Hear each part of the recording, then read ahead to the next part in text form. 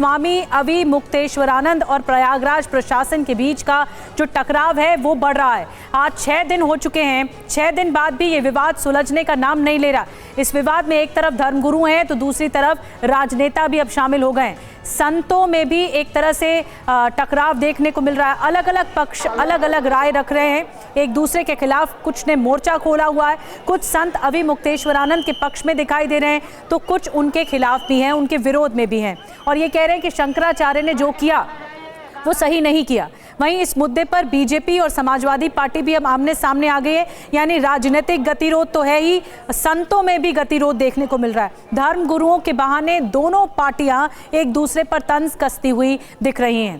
तो आपको बता दें कि बड़ी खबर इस वक्त ये है कि समाजवादी पार्टी पर यूपी के डिप्टी सीएम ब्रजेश पाठक ने हल्ला बोल दिया है। शंकराचार्य का पक्ष लेने पर ब्रजेश पाठक ने बयान दिया है, 100 चूहे खाकर बिल्ली हज को चली। ब्रजेश पाठक की ओर से टिप्पणी की गई है, समाजवादी पार्टी को बोलने का अधिकार नहीं है।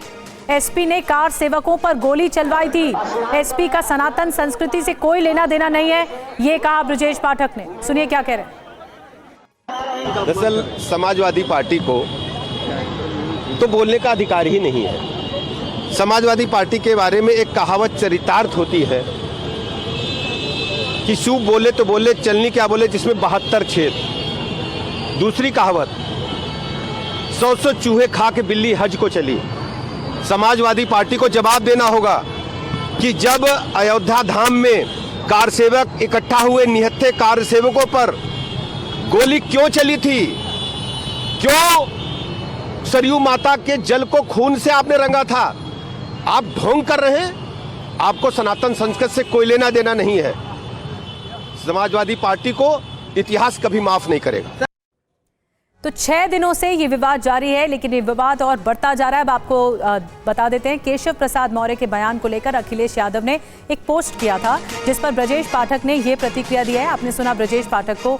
आपको अखिलेश यादव का पोस्ट दिखाने जा रहे हैं। यही वो पोस्ट है जिसमें उन्होंने लिखा कि एक उप निम्न स्तरीय हंसी ठिठोली के लिए व्यक्तिगत टीका टिप्पणी कर रहे हैं क्योंकि उनके पास और कोई काम तो है नहीं। अपने बीमार मंत्रालय में भी वो अजनबी से ही घूमते हैं और उनकी प्रतीक्षारत इच्छाओं के लिए हंसने मुस्कुराने की कोई और वजह भी नहीं है। इधर दूसरे उप अपने मुख्य की लाइन काट रहे हैं। वो जो बयान दे रहे हैं उसके पीछे देश की राजधानी सक्रिय है या प्रदेश के, यानी दोनों डिप्टी सीएम पर हमला किया गया है अखिलेश यादव की तरफ से और फिर दोनों डिप्टी सीएम की बात हमने आपको सुनवाई है।